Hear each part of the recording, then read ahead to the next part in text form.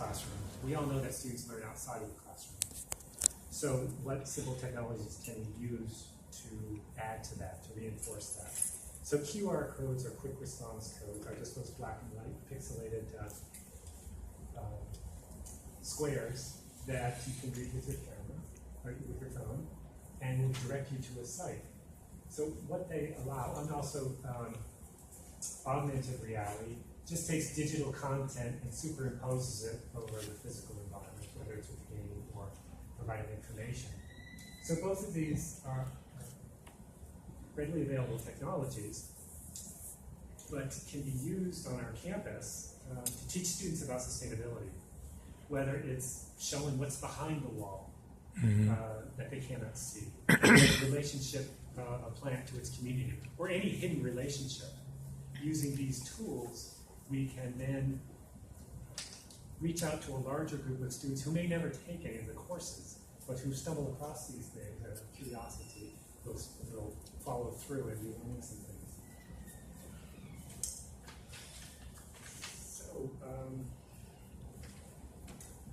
another skill I think is extremely important is learning to communicate sustainability to the general public. And very much like to look for opportunities to help students develop their abilities in public education.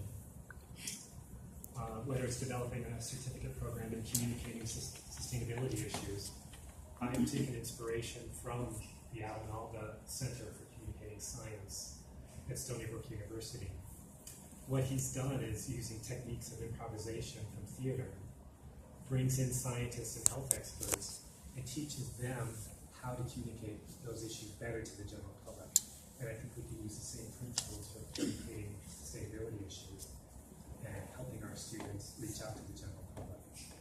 Perhaps going out to the malls or setting up things where they're talking to real people about these issues. I think that would just be outstanding experiences that would be useful for them throughout their career. Another area that I'm keenly interested in is human-centered design. I think it offers a very useful framework for working on community problems. It forces the users to take an empathetic approach from stakeholders. It also focuses very much on prototyping.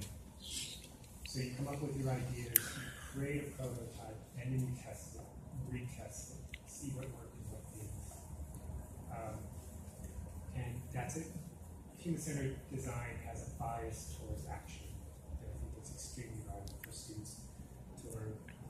And if we had a certificate in human-centered design, I think it could also possibly attract humanities and art students, which I would like to see fold in, because I think they bring unique experiences and they're part of teams and perspectives.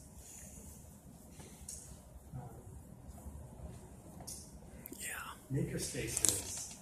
I don't know if there are maker spaces on campus. I looked and didn't really see any, but a maker space is designed to help students, faculty, staff learn how to use tools like 3D printers, computer-controlled cutting machines, microprocessors. The idea is to help students bring in to physical reality some of their ideas and to make prototypes. So any of our students working on sustainable issues would definitely benefit from being able to prototype their ideas, use this technology, and test it out. I just think this has enormous benefits on enhancing learning outcomes. In social enterprises, I think any organization that really values experiential learning should try to help students get their ideas out into the world.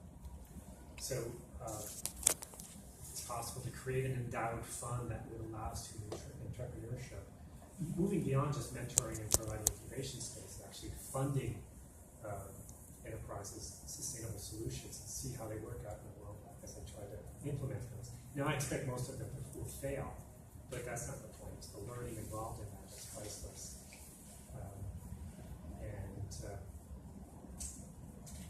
I think there's probably no substitute for taking your idea, trying to put it out in the world and make it work.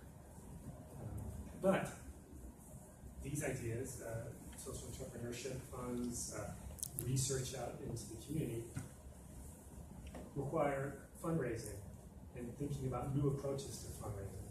So that's where I'm turning next. And it's the idea of venture philanthropy. I think we have very compelling stories to tell about the work we do, the impact we're having on people's lives. And so I think venture philanthropists will be interested in what we have to do. It's just figuring out how to reach them and how to tell the story to them. So venture philanthropists view their donations as investments to make a social impact.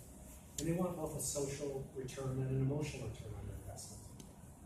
And they usually have a close relationship. It's not just getting money and forgetting about it. So this is something I want to explore more deeply as a source of funding. Now there's other aspects of philanthropy. There's something called the Donor Advised Funds, DAFs. And donors make annual tax-deductible donations to their DAF, and then they decide how it's going to be spent.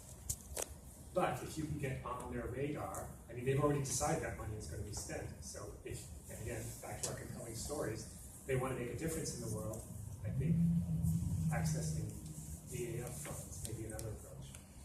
Likewise, there are donors all around the world, and we think about how do we reach donors in other countries, or the diaspora. Yeah. Are they willing to fund projects that are actually taking place back in their home countries? Right. So these are all areas that